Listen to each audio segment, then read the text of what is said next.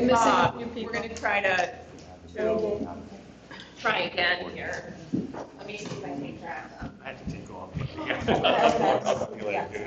Take care. Same here. We're live. Yeah, great job. Really good. We're live. We don't know. We're live. We're going to try. Half a mile or a quarter mile? How much is that? 2,000 units? Oh, all right. Joe. Oh, we are. Yeah. Okay. Okay. I really apologize for the technical issues tonight. We are going to try this again. It continues to be May 9th. And this continues to be the Finance Committee meeting, part 3. Mr. Rapp. So in order to bring you as much information as we can on the full-day kindergarten,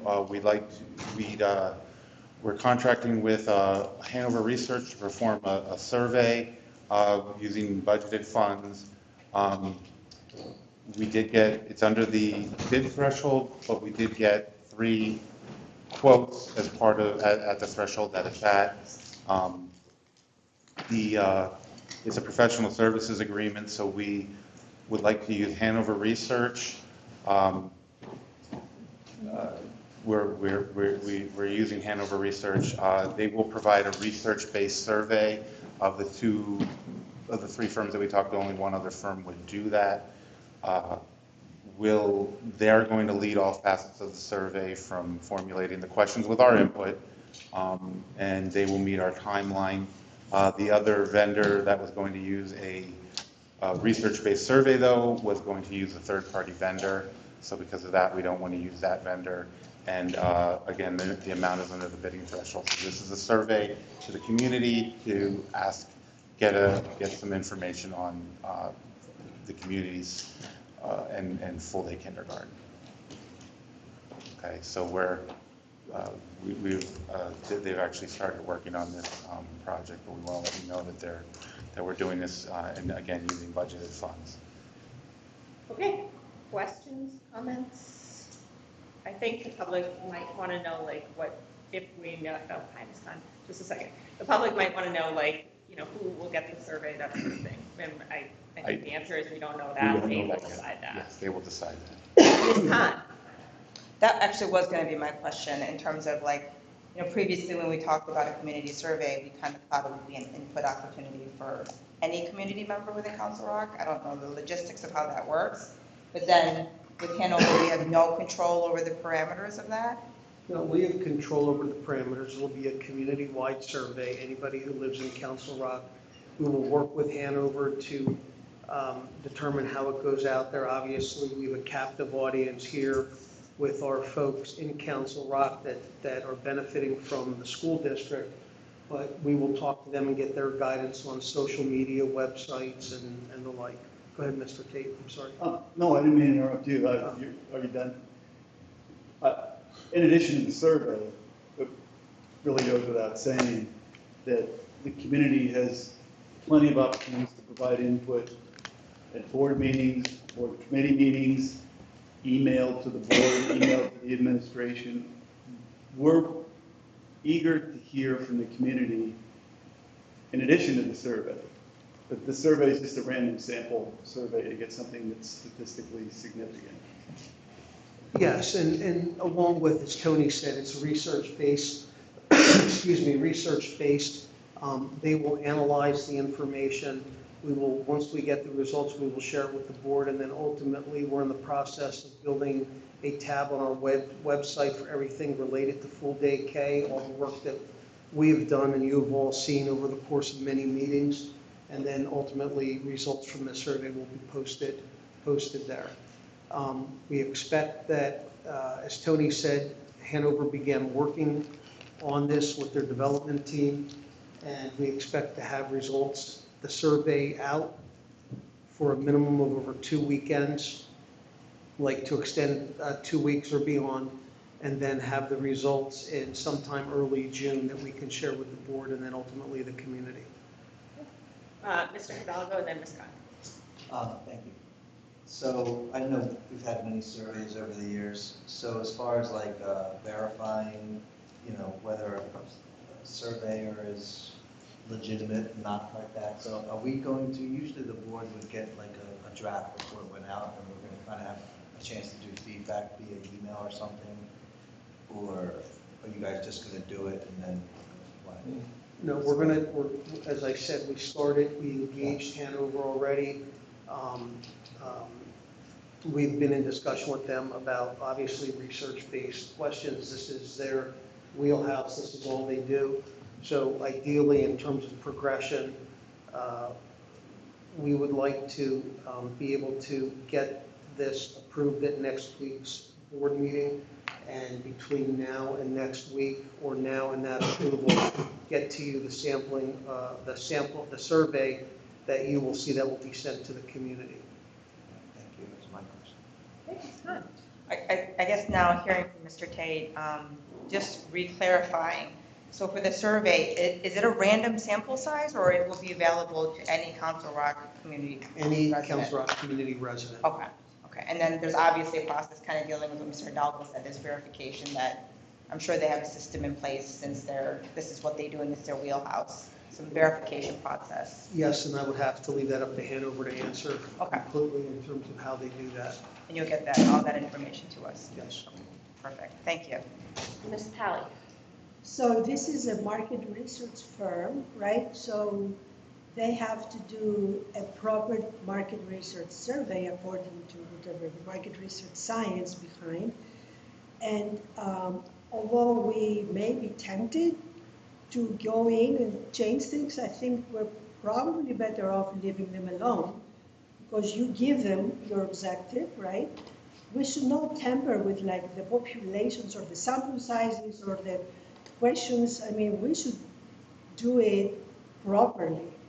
I mean, one of my issues with like, besides the IU doing it, because the IU has done it before and they're very good at it, but they're not a proper market research firm.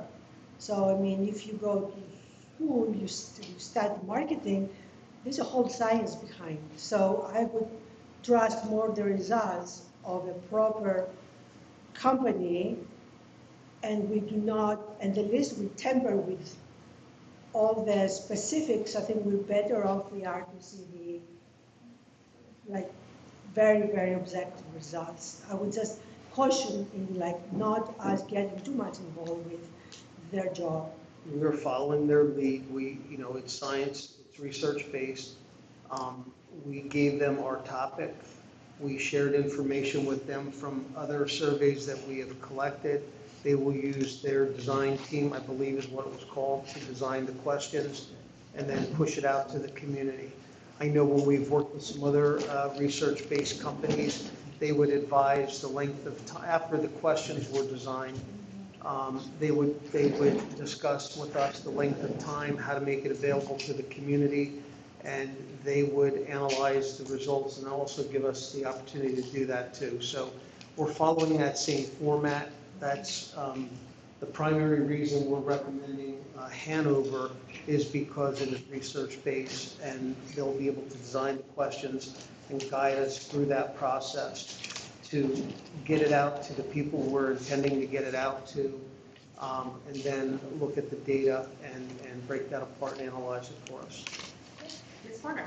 They have a website, hanoverresearch.com, that I went on to look at them. So there, to answer your question, to thoroughly go through, they do a great detail on exactly what they do and what they've done for schools. We have used Hanover in this district before. We've had a previous relationship with Hanover. Okay. Approve a contract with George Kuros.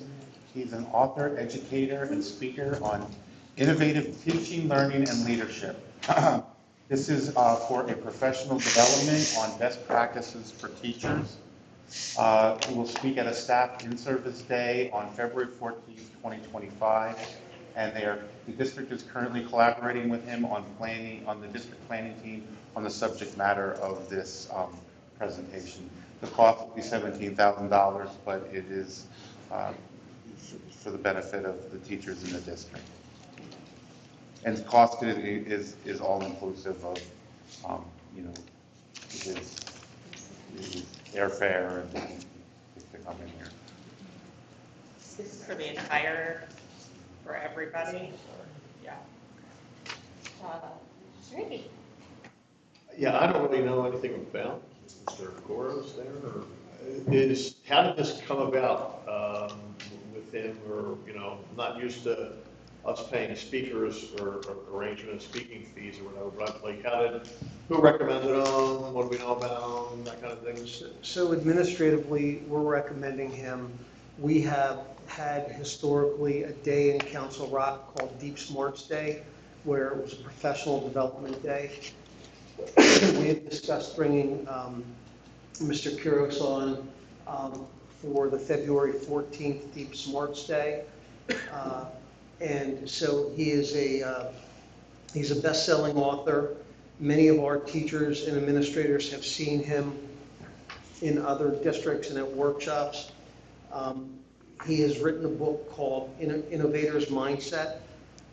Several of us have read, and the kind of his message is empowering staff to create a culture of innovation and creativity. We have done this before, not with this person, but he will be in our presence to talk with teachers regarding best practices. It will be for all of our teachers, K to 22. And then after we see and listen to Mr. Kuros, then we will break out across our schools like we've done previously for our Deep Smarts Day, where teachers are teaching teachers. Just a quick follow-up. Yeah, like so, it's, you know, what research I was able to come up with, you know, seemed to be very positive. But obviously, that's, is there any way we'll be able to see his presentation before he presents it? The exact presentation he's going to do here, we will not be able to see before he presents it. He has a huge presence on social media, and I can certainly share links to his social media sites. I do know that he was a neighboring school district in the recent past. I don't know if that presentation is available or not. Okay, thanks.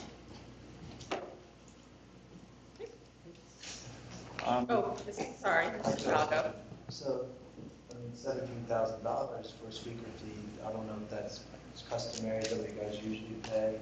And also, is it just for the one day, or is this also going to be a collaboration with the team other than just the one day? This will be one day. It's a one-day half-day fee. That's its going rate. So it's very, very much well.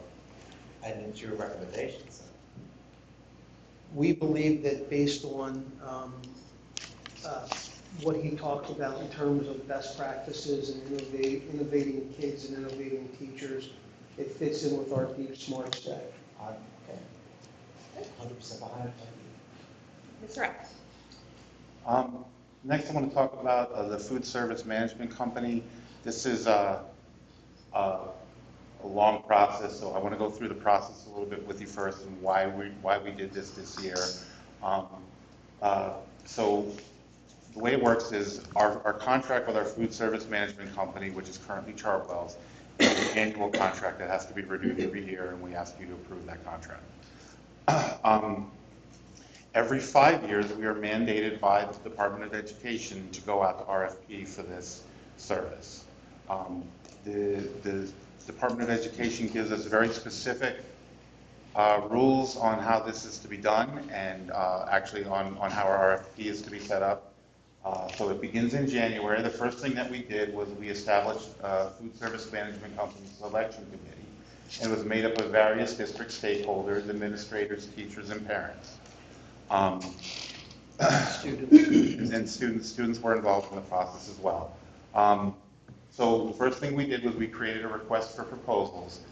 We have to complete it using the template we get from the Department of Education, and then it's reviewed and approved by the FSM, by the selection committee, and then after that, before we can send it out, we have to send it into the PDE so they can review it and make any corrections or changes and send it back to us. If you don't do that, you run the risk of going through the whole process and then having it sent back and having to start all over again. So you want to make sure you have the state's approval before you send it out. Then you, once you have it approved, you advertise the opportunity to bid in 2 local newspapers once per week for 3 weeks. Additionally, are required by the PDE, they give us a list of pre-approved food service management companies. We have to send it to at least 5 of them. We send it to 6, including our current vendor, just to make sure we were covered. And then we advertise it in the local newspaper once per week for 3 weeks. Before we receive the proposals, about 10 days before the proposals are due, we have to have a mandatory pre-proposal meeting, which if you're a vendor and you want to bid, you have to attend that meeting. We had 4 vendors attend that meeting, 4 potential vendors attend that meeting. When the proposals came in, we received 2 proposals, one from Chartwell's and one from Aramark. We then take the proposals and we rate them on a scale of 1 to 100. The scale is in the request for proposal, so we tell them you get so many points for different, for you know, the quality of different items. Some of the items are, the state wants, cost has to be the major factor in the rating program. It doesn't have to be half, but it has to be the most. Also service capability, experience, involvement of students, and use of local ingredients. One thing that the state does give you the ability to add some of your own things. One thing that we added to the request for proposals this year is an equipment management program, the establishment of an equipment management program, currently looking at the equipment in the schools for food service. We don't have a good list of what's in the schools, the age of that equipment, when we should expect to replace that equipment. So as part of the proposal, we asked them to provide a plan to do an equipment management proposal. Anyway, vendors who score greater than 85 will move on to the next round. Both of the vendors that submitted proposals scored over 85. So then each vendor was given the opportunity to do a 1-hour presentation and a food tasting. Now, for the 1-hour presentation, we had the committee members there. You all were invited. I know Mrs. Secchi came to the Aramark presentation. And then we had the food tastings, and we did invite 2 high school students, 2 middle school students, and 2 elementary students to come to the food tasting and taste the foods that these 2 vendors offered. It was very well received by the students and their parents. It was great to have them out, and they did a wonderful job assessing the food. I mean, we gave them a form to fill out, and they sat there and they filled it out very diligently and did an excellent job. So we were very, very proud of the students that came out and did such an excellent job in helping us out with this process. And it's an important part of the process. So thank you to those students. So we had the 1-hour presentation with the food tasting.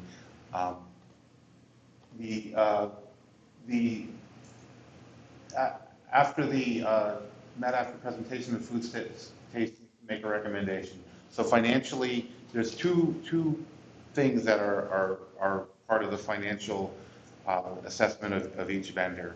One is the guarantee. So every year they have to give us a guarantee on the amount of funds we will make in our food service fund in the next year. So they'll say that our revenues, including state and federal revenues, plus sales in the school buildings, minus the cost of employees, management, food, all the costs that are there, that we will make a certain amount of money. Chartwell's guaranteed a return of $401,000 for next year. And the other portion is the management and administrative fees. So that's the cost to the district above the things that are necessary. Employees, which are not our employees, they are food service management company employees, but employees, food, supplies. So that's the cost that really is more what the food service management company will make off of our food service program. So their Chartwell's Foods Management Administrative fee was $289,616. Aramark had a guaranteed return of $280,000 and a management and administrative fees of $259,369. So the committee got together on Monday. The food tastings were last week. Tastings were last week, Wednesday and Thursday. We met on Monday, had a nice long meeting discussing all the positives and negatives of both groups. And the Food Service Committee is choosing to recommend Aramark to you, contingent upon their agreement to increase the guarantee, since they had a lower guarantee. Since this is an RFP and professional service, we are allowed to negotiate with the vendor that we prefer. And the committee preferred Aramark over Chartwell's. Aramark did increase their guarantee to $410,000, which is $9,000 greater than the Chartwell's guarantee was. So we're now getting a guarantee of $410,000. We're asking the board to approve it. The transition will begin after board approval. And as part of the transition, it includes a refresh of our cafeterias in all our buildings, including new video monitors, which will show the menus and different health messages related, and that is at Aramark's cost. They've budgeted $114,000 to install the TVs and do some painting and refresh our cafeterias. So that's our recommendation, is to choose Aramark. I will say that we've had a long-standing relationship with Chartwell's.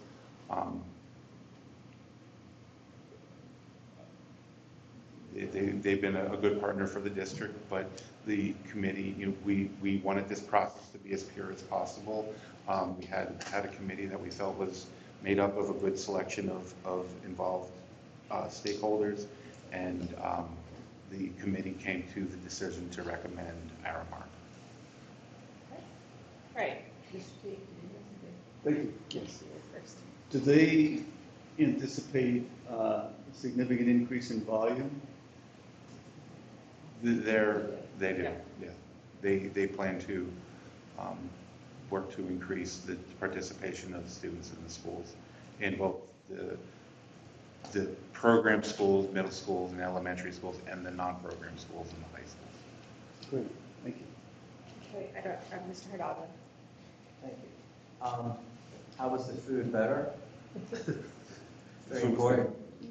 The food was rated better. All right, and there's no real big deal with the transitioning because it's over the summer. The plan is to impact students as little as possible. It will have an impact on administration, and but obviously that's our job. Do we sometimes hold on to employees? Most likely we will hold on to most of the employees. Well, they're not our employees. The Chartwell's employees will become Aramark employees. It seems like before the board was usually involved, they kind of like just having the committee do it without having board, or were there board members or no? You were welcome to come to the tastings and provide your input if you wanted to. Okay, good, thanks. That's great. I know Nikki's next, but that was one of the questions, and I was able to go to the Aramark presentation, and he indicated that they would work with the current staff immediately, begin immediately to let them know that they would, if they would like to, and as long as we didn't have a problem, they would have a job with Aramark.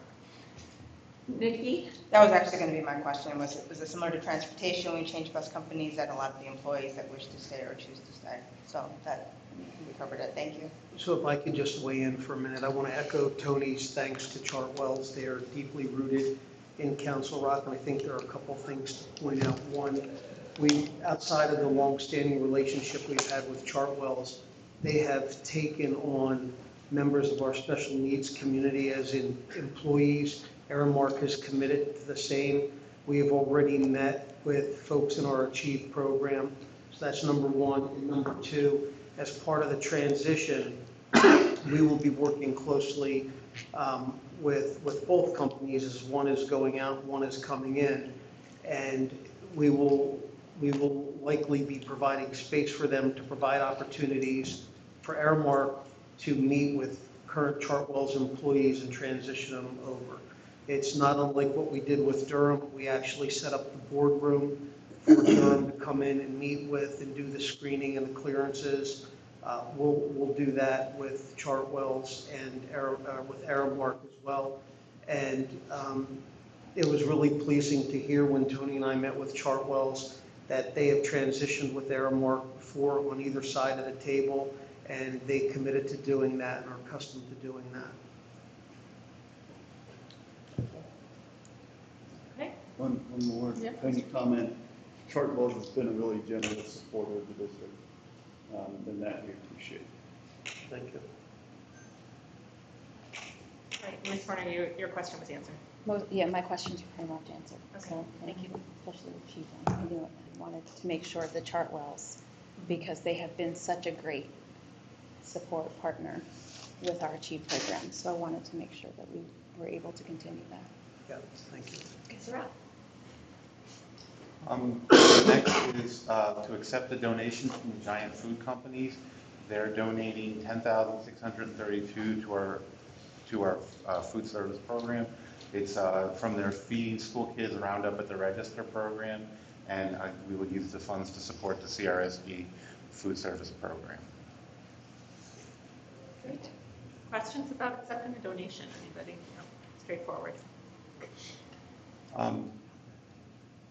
This is a carryover from last week's facilities meeting. The Holland Elementary School PTO is making a donation to pay for a shade structure as part of the playground renovations. This is in addition to the renovations that were already planned and approved. The Holland Elementary School PTO will donate up to $30,000 for the structure. So we're asking you to accept that donation. This is a replacement purchase of a Toro Groundmaster 4000D mower. It's purchase of a new lawnmower to replace equipment past its useful life. It's used to cut the fields at the schools. The plan is to purchase one this year and one next year so that each high school has a new mower. It's the same size as the replacement equipment, which is needed to maintain current cutting times and staff. This is the exact same size as the lawnmower that it is replacing. It comes with all needed attachments.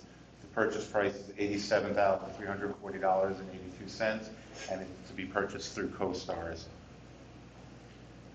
How old was the unit it's replacing? At least more than 10 years. I don't know how old completely, but it's more than 10 years. What happens to the old unit? The old unit will be used to, we'll still be keeping the old unit, we'll be using it, so there's ones that are kept at the schools, and then there's ones that are taken to different locations. That'll be used to be taken to different locations. It's good to know it's still in the fleet. Yes. Okay.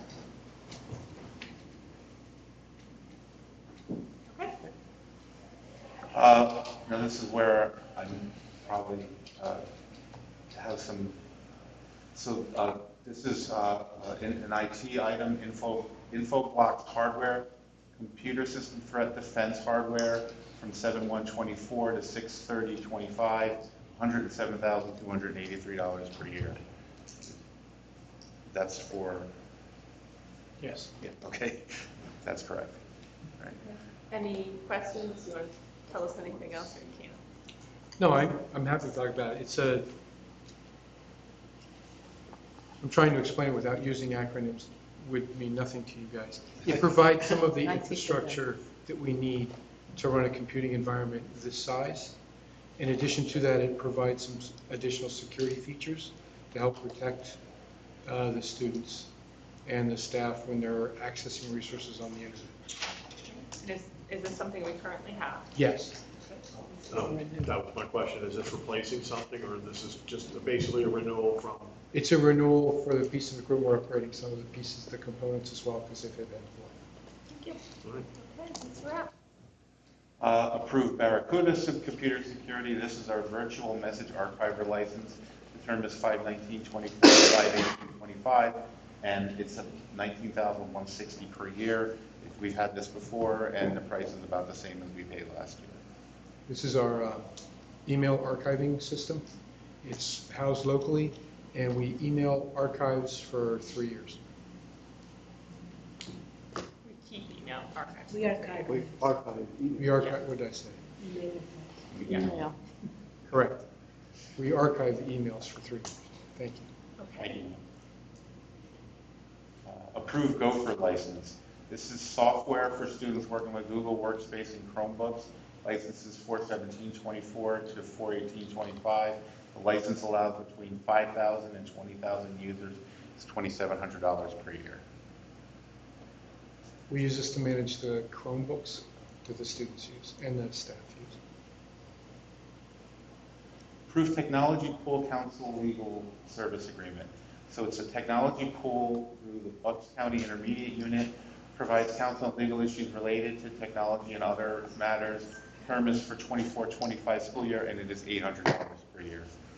So the technology pool, what happens is, if I were to have a question about a policy or an issue facing IT, I could email Rudolph and Clark, and they would charge us for the research and for the time that it took. With the legal pool, I can send the question to the legal pool. The attorney will do the research and respond to me, but he'll also respond to everyone who's part of the legal pool. The advantage there is if anyone asks a question during the year, I get the response. If they come up with a draft policy, and they usually come out with 7 or 8 policies a year, I get copies of those policies. They also have an archive of all the questions that have been asked since the pool started. So it's a great resource for me to use. We haven't had this the last couple of years, and I'll be honest, I've missed it. Questions? Yes, Do sir. you know who the gentleman is who we'll be working with for this pool agreement? It's through Sweet Stevens, and the attorney is Mark Waltz. Thank you. I'd like to ask Anthony to talk about how this would also help him in special education. So this, there is, Sweet Stevens provides a similar service for special education, where we can ask those questions. The archive information is a really good resource for when we have these recurring themes coming through special education. Also, we can see what issues are coming down the pipe. It's been a great tool for me in the past.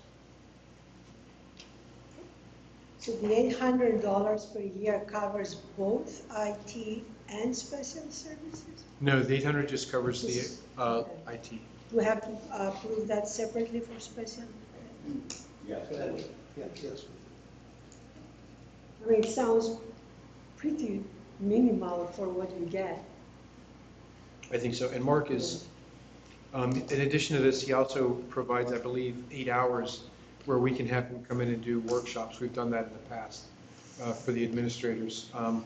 I just attended one of his workshops at a conference in Lancaster on Monday, where he went over how AI is impacting us from a legal standpoint, and a lot of the questions that are working their way through the courts now, which are going to directly impact education.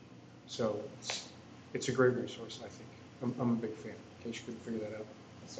Yeah, I'm interested by this. So we've got legal questions being posed from an IT situation. So are we asking the legality of making technical solutions? Or Not are we- necessarily technical solutions, but for example, CIPA, which is the Child Internet Protection Act. If that were to change, how does that impact what we have to do here at the school, which would then impact how we implement technology? We've had several changes over the last couple of years with some of the changes to FERPA, some of the changes to the, last year, May 23rd, there was a change to the state law regarding what they consider to be personal and identifiable information. And fortunately, we had a workshop at the IU that I was able to attend, otherwise I wouldn't have gotten some of the guidance I did. But a perfect example is if we were to have a data breach, I have 3 days to contact the district attorney. That's new.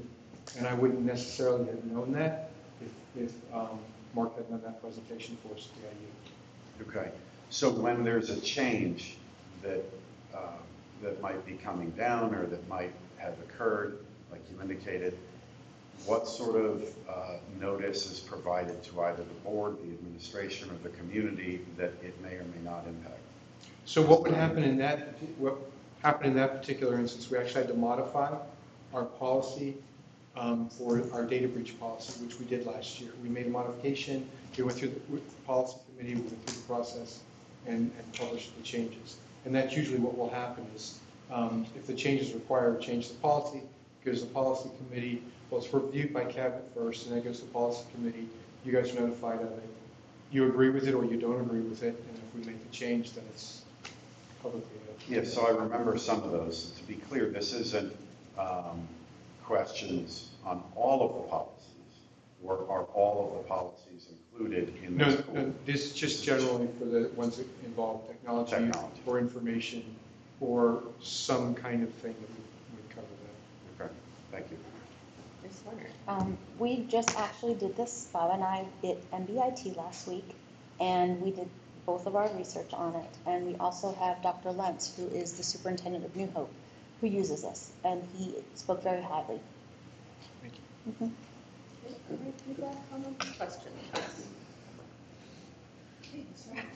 Approve the CHCS for repair and deployment. So this is a contract for repairing our computers in deployment for 7/1/24 to 6/30/25. $60 per unit for repair services and $30 per unit for deployment services. This is a service that we currently are using for repairing our computers, especially our Chromebooks. We've been using CHSC for several years. We've just, this is just a renewal of the service and repair contract for next year. Yes, sir. I'm sorry. Have we seen an improvement? I remember this was a couple of years ago, this was a huge issue with our Chromebooks were getting, damaged for one reason or another, especially, I think we were saying at the elementary level. Have we seen any kind of improvement as far as damages to our Chromebooks or? We've seen a significant improvement at the elementary level. We've seen a significant increase at the high school level. So it shifted. So this year it's been particularly rough. We've had to transfer money from other funds to cover the costs of repairs. So we're researching that now. We're working with the librarians. We're trying to figure out how we can. Now, we've talked about this at cabinet a couple of times. We're talking about it, I think, at the superintendent's meeting coming up. Yeah, it's just a tough one. It's a tough nut to crack. It's surprisingly that it switched. I mean, I thought we were trying to encourage Chromebooks not to go home at the elementary level. And that's what they did, and that really helped with repairs. I guess we should tell the high school kids they can't do it. There are some districts there. The conference I was just at, one of the districts presenting, what they came up with was they had, so last year when we offered insurance, we only had 75 families take advantage of it. But what they did was they actually wrote into their policy, if you don't have insurance, you're not allowed to take the device home. So that forced parents who wanted to use the device at home to buy the insurance. So that's one of the things that we're discussing. Thanks. Other questions or comments? Okay. Mr. Rapp. Approved Boardmaker 7 license. This is special education symbol-based learning software. It's purchase of 7 licenses at $1,253.70 per year for all 7 licenses, and it runs the school year.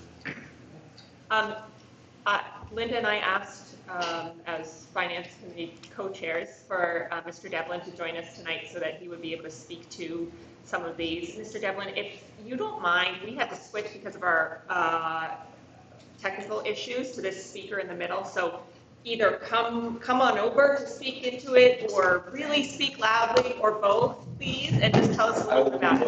I will be both. Thanks, Mrs. Horner. So thank you for inviting me. Thank you for taking the You're initiative. welcome. I know you were waiting for the invitation. You're always welcome to come to any of our Thursday night meetings. You don't need a special invitation. So the Boardmaker is an application software that we use for students for augmentative communication. So this would be like, we used to have what was the old Dynabox to help students who were nonverbal. Big piece of equipment, and it was like a PEX board, but electronic, where the child would push the buttons to communicate. Now with Chromebooks and iPads, this is just software to assist the students with augmentative communication needs. It's used in our autistic support program, it's used in our life skills program, and our speech therapist uses to facilitate communication. It's a really awesome tool, especially when we get general education students using it to have two-way communication. It's a great tool. And I think one of the questions that I had about this was the 7 licenses, they go to the teachers, not to the individual students. Is that correct? Correct, it's to the program, yeah. So we share the licenses among the programs. Okay. Any questions, concerns? 7 enough? Right now, 7 is enough. If we need more, I will ask for more. Okay. I surely will. Approve Edmark student license and online reading program, $2,907 per year. It runs the school year. Okay. So Edmark is a reading program for students who have, again, greater needs than typical student. It's a repetitive word, like word recognition, so that the students, and it's errorless, so that a student would be reading and they would be prompted. So instead of them struggling with the reading, if you're reading aloud, like, you know, are you drinking some water? And I'll say, when you're trying to read, and I'll point to the picture of the water so the child reads. Now, it works, and it works well for our students in our program. I wouldn't do this for all the students because we're using context clues and things like that that sometimes isn't best for some readers. But for our students with significant needs, it is a great program to enhance their ability to read, especially if they're using the Dolch list or things of that nature, reading. Okay,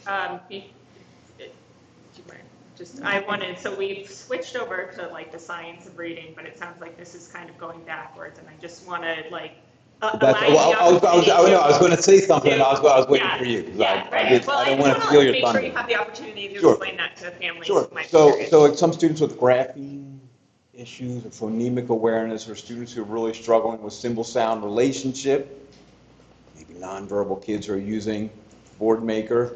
Some students have a strength with the Dolch list or remembering words. So that's the tool we use for them. We're not giving up on phonics, phonemic awareness, but again, errorless learning. Is it counter to science of reading? I don't know, but it's not as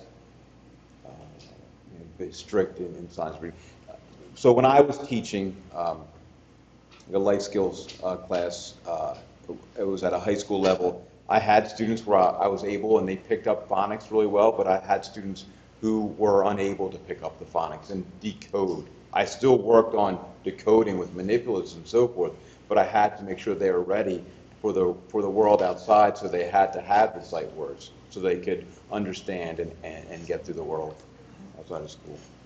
Ms. So Powell. that was one of my questions. The other is this a new program, or we have been using that in the past? We have been using it, but we are increasing the use of it. So it's my goal to have more curriculum provided with fidelity, and this is one of the things. So I'm working with Dr. Cantor to ensure that we are having like a real research-based intervention provided with fidelity.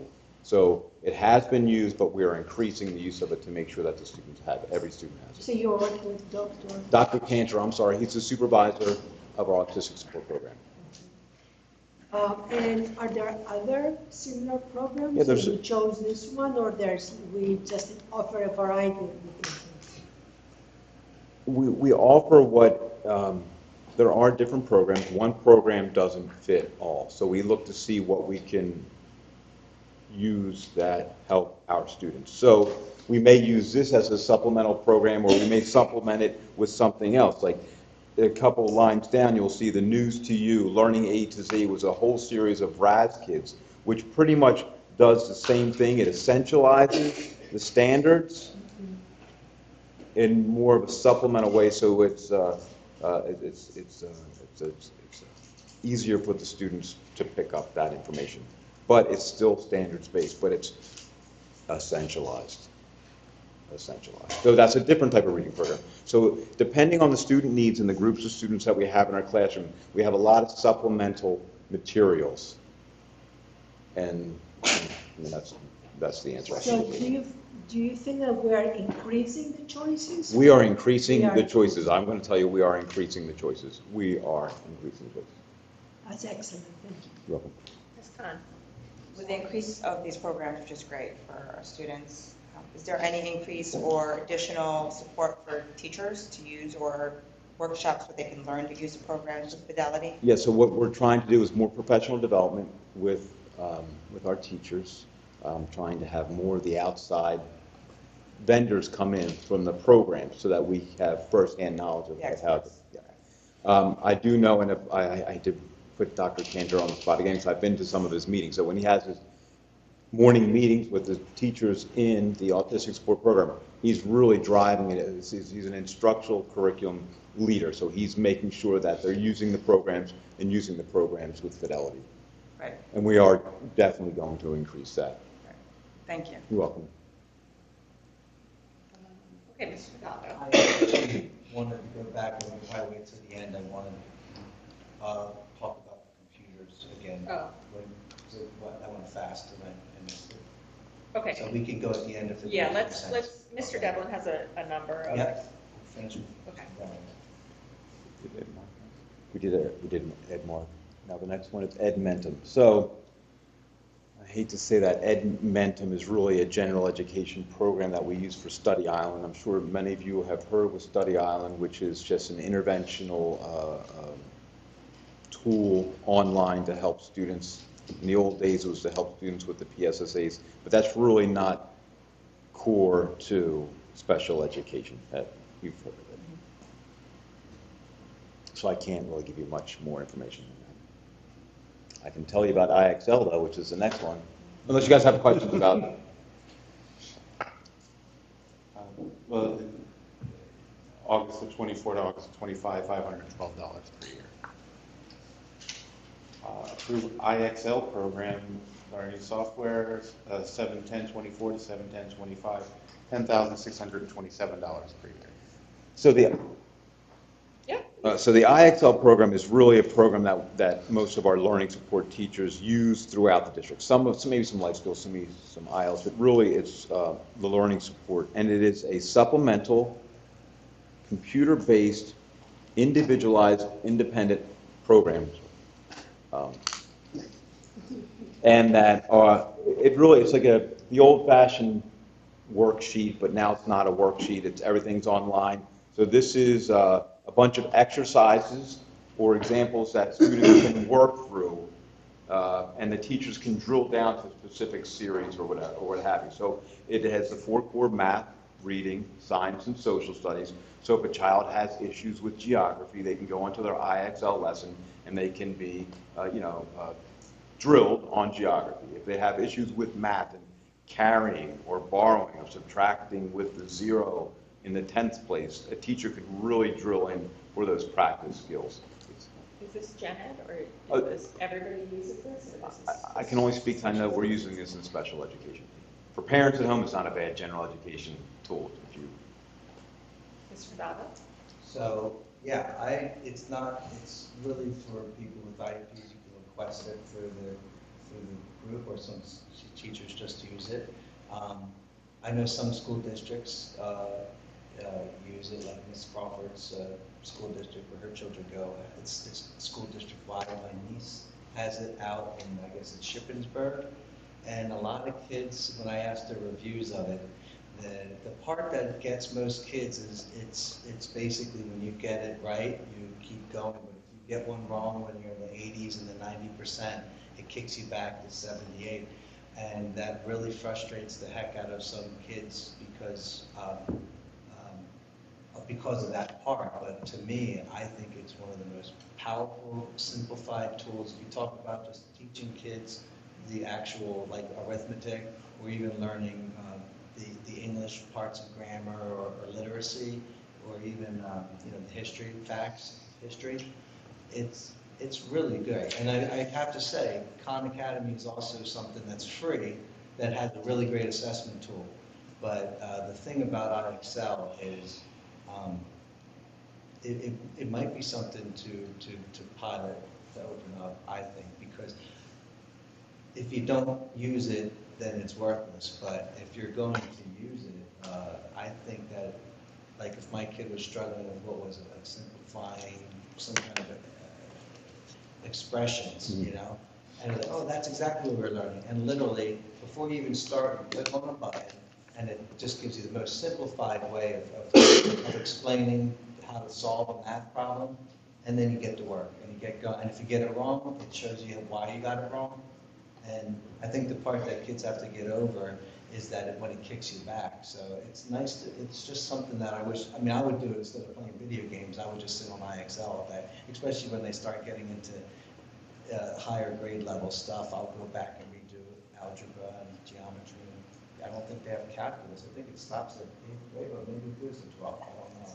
I think it stops at 8th grade. But all I'm saying, it's a good avenue. I'm glad we have it. I'd like more people to know about it and ask for it if they feel their student could use it. I think for $10,000, you're getting a lot of, you're probably getting 500 signups or something like that. That was my question, like, to Mr. Hidalgo's point, how many licenses does this come with? I want to say, I can get you that information. Let me get you that information. I mean, if it's, it would be helpful to know that, because if it's as good as Joe thinks it is, then maybe we can have more people using it. Well, I was paying out of pocket for that. Oh, you were? $20 a month, I think, for all the modules, $10 for one module a month. Just to continue on that thought, is there any way that we can evaluate how much it's been used in the district? I can look into that as well. David's right there for sure. But if it's so good, maybe we should make it known so people can use it more and get the help that they need. And I have to say though, from a financial standpoint, Khan Academy is pretty awesome too, and it's free. So that was one thing they said, but I have to say there's people just have to evaluate and see what they like. But you can you can sign into Khan Academy and do an assessment at the beginning of the year. I'm in 4th grade and I'm going into 4th grade. Here's do an assessment. It'll literally put you through, and then based on how you score, it will give you a whole list of things to work on. And I think IXL does exactly the same. So, plus IXL is also coordinated with all the standards. Yes, exactly. It's really amazing if you want to look up PSSAs or whatever it is. You can just click on there and work that way too. I just think it's a really good tool if used. Mr. It's Duffy, could you get us some more information in time for our next education committee meeting? What do you think? It's in 2 weeks, I I think? can do my best. Okay. I can do my Thank you. best. That would be helpful. All right. Let's move on. Explore Learning Program, this is STEM educational software license. Again, the school year, $920 per year.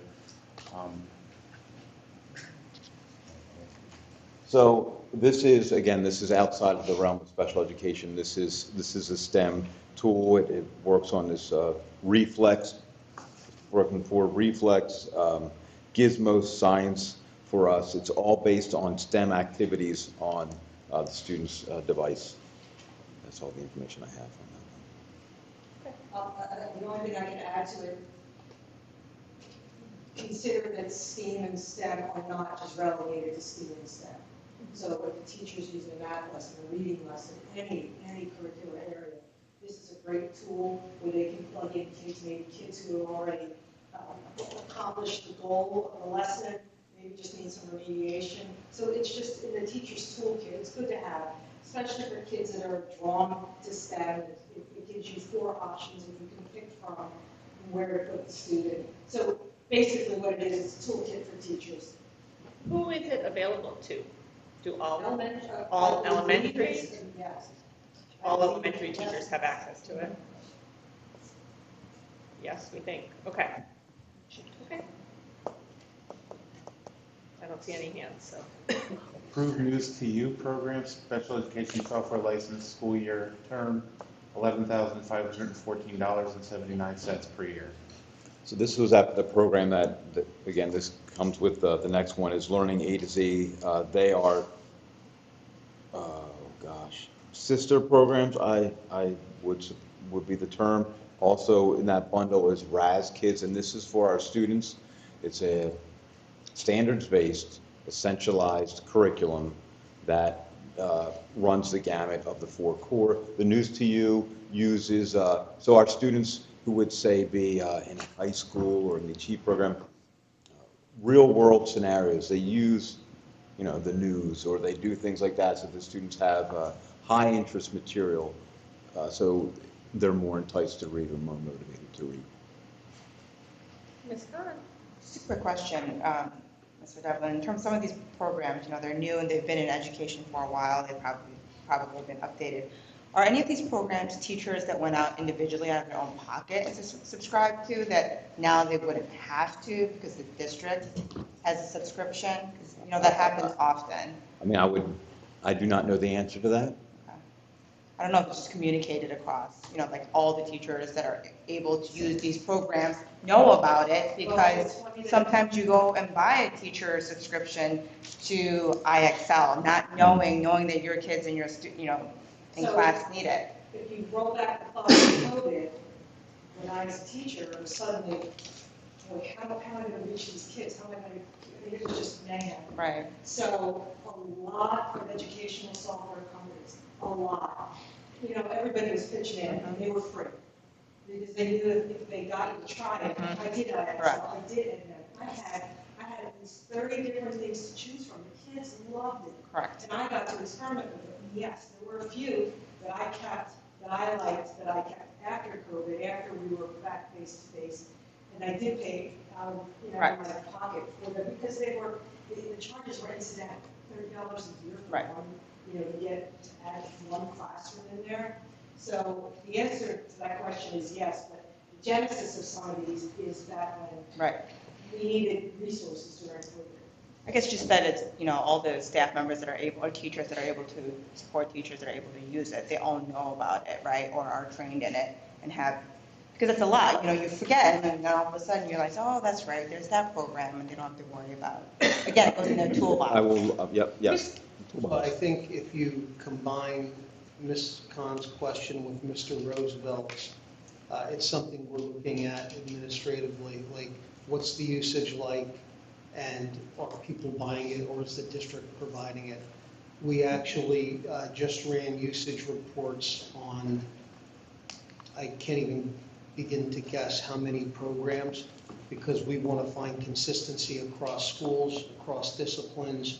And part of that also is if it's something we're buying, we want to have purchasing power to essentially buy in bulk. If it's something that there's high outcomes from and high usage, and it's something our teachers need. So I actually was in Alpha's office today looking at the usage reports that we just had run on some of these items that you're hearing about tonight, among others, across the district.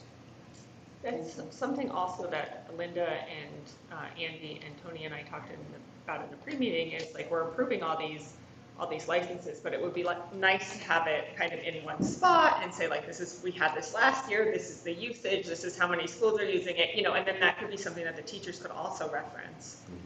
So and that's part it's in the works. It's part of the work that we're trying to do now, because when you start poking around and you find that some teachers will buy everything from Time for Kids to the IXL, that they're paying for it. We've had PTOs who have been generous with our teachers and they've purchased that. And then we have to consider what Matt's able to do and support with regard to technology. So we're trying to kind of put our arms around all those things and get an idea on product, usage, cost, and then efficiency and effectiveness of these software programs.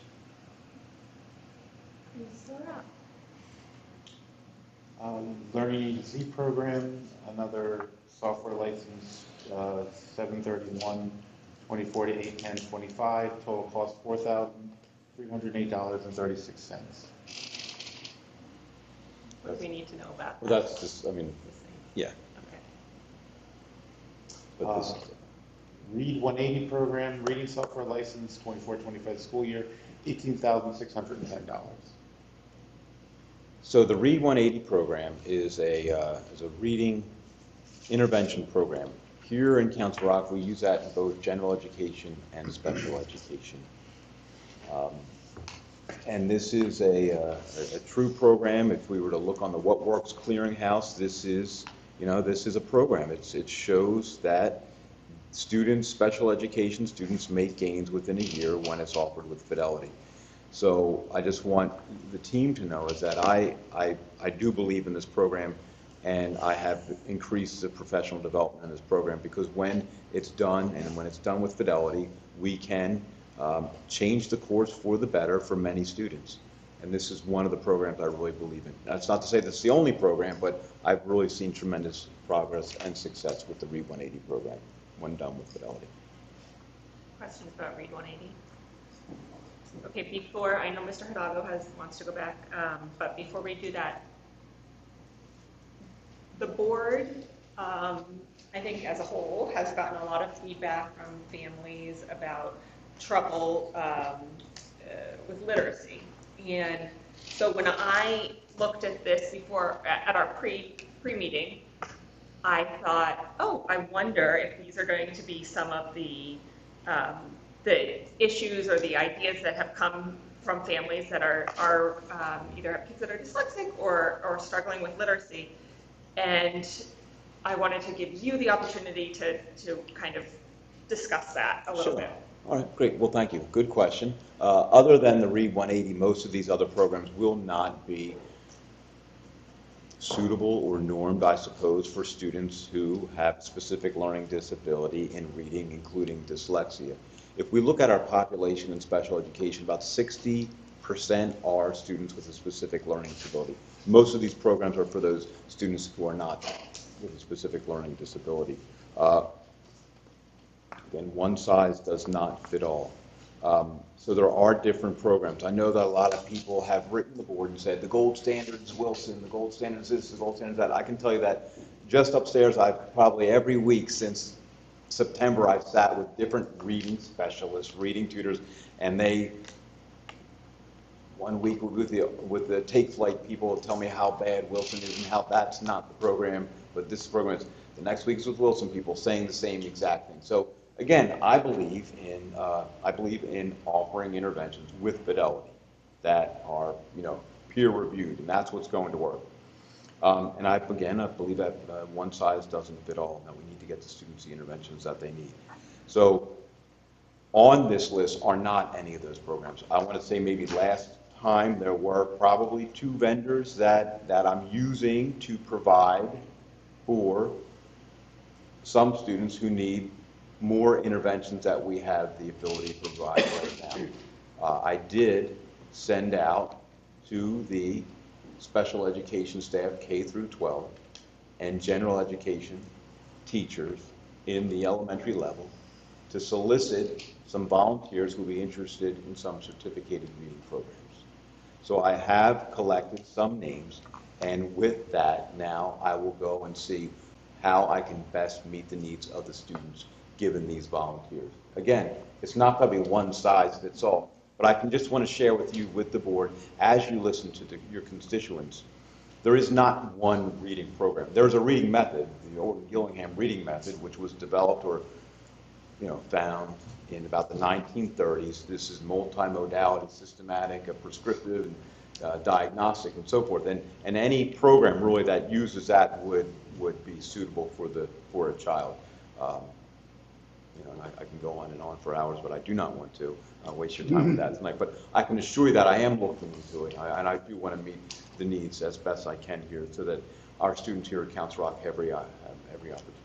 Awesome. That's great. Okay, other questions for Mr. Devlin? Thank you for coming, Mr. Devlin. Thank you. Thank you. Mr. Hidalgo, Yes, Chromebook. please, could we go back to slide 21, please? That went really fast. Only one? Yes, please. It's different on my docket here, so, I'm deployment and repair of, computers, I guess we'll have to get. There you go. All right, so, this is renewal of an existing agreement. Yes. How many units are there? I'm afraid I don't understand the So question. it says $60 per unit for repair, so is it only when the computer breaks you pay the $60? Correct. Okay, and of course they get paid $30 per unit, okay. That's good, because I'm thinking, wait, are we paying for every computer like an insurance? No. You mentioned insurance, can you just repeat that for me, because I kind of missed what that was. That's okay. Like, So last year, we tried to implement insurance for families to purchase, so that if there was issue with the Chromebook, the insurance would cover the cost of the repair. We only had 75 families partake of it, so it really was not worth the costs, or for the insurance company, it really wasn't worth it. I was two of them at least. I was one. We certainly appreciate that. So what we're doing now is we have a triage process that we go through internally. The library assistants have been phenomenal. I mean, just absolutely phenomenal in terms of helping with this. Oh, yeah, they always have them. Yeah, yeah.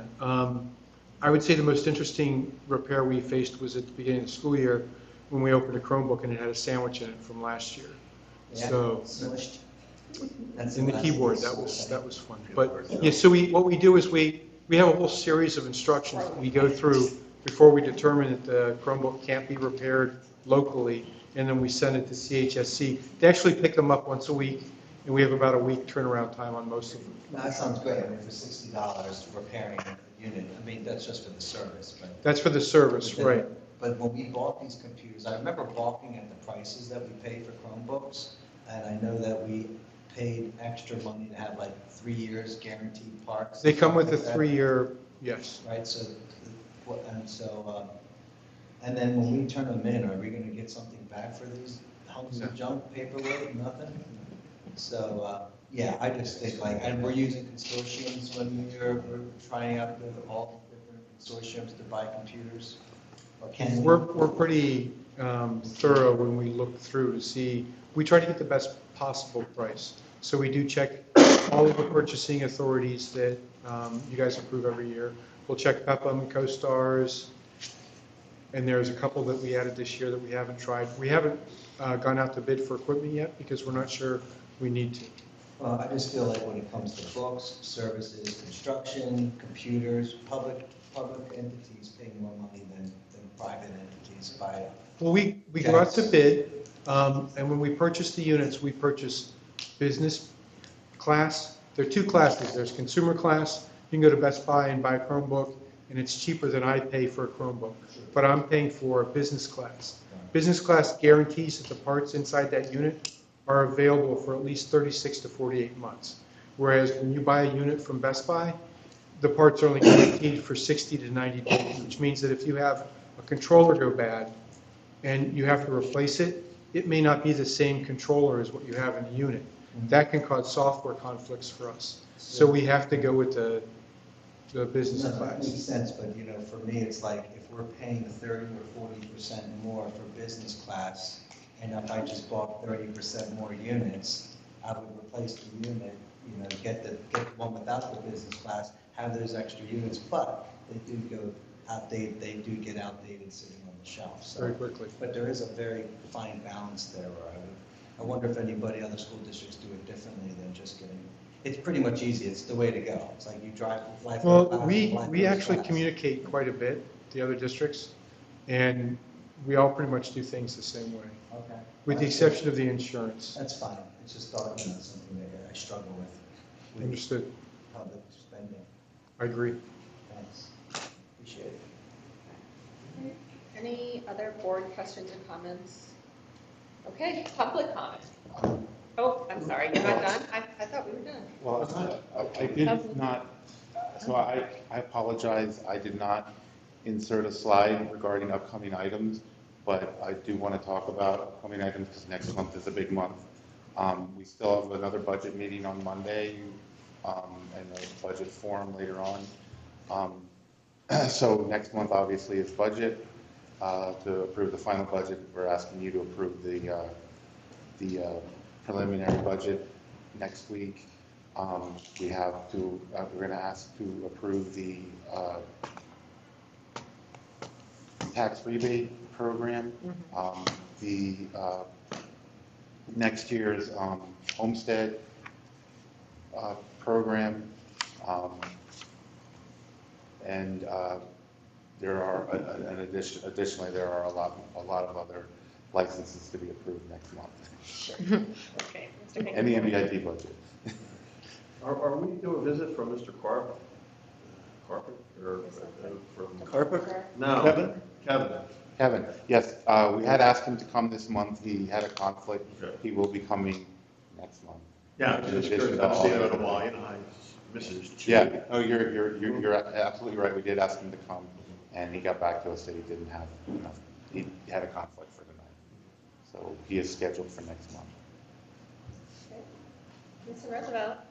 We had, or could you, I'm imagining that the preliminary budget has changed from the last time we met about it, or is it the same regarding number? Just It is a little bit different. We've made some changes. Can that be sent around? I can try. I'm still trying to make sure everything's together. I have some changes that will be tomorrow. I'll try to get something out to the board this weekend. Yeah, we're meeting on Monday. But the plan is to have, to present you all with a book on Monday or at the latest on Thursday that contains the whole budget for your review for the next month. Thank you for being prepared with what I was asking.